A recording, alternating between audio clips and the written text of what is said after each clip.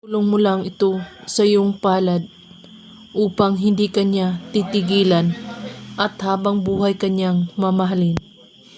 Gawin mo lamang ito sa saktong 3:00 ng hapon kahit anong araw.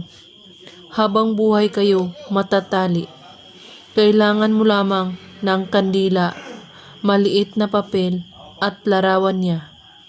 Kunin mo ang larawan niya at titigan ito ng 3 minuto at iisipin mo siyang mabuti na para bang siya lamang ang nakatatak sa iyong puso. At kunin mo ang papel, isulat mo sa papel ang mga salitang ito. Diana Puntundok. At sa baba, isulat mo ang pangalan niya at halikan mo ang papel ng 3 beses.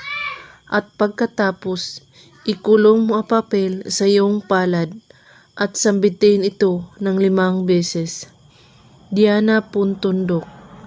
Ngayon, sindihan mo ang kandila at patakan mo ang papel ng kandila at hayaan itong mabalot ang papel sa patak ng kandila.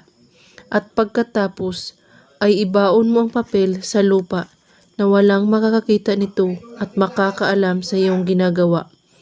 At kung may katanungan po kayo ay magko-comment lang po sa baba. Maraming salamat sa panonood. May God bless.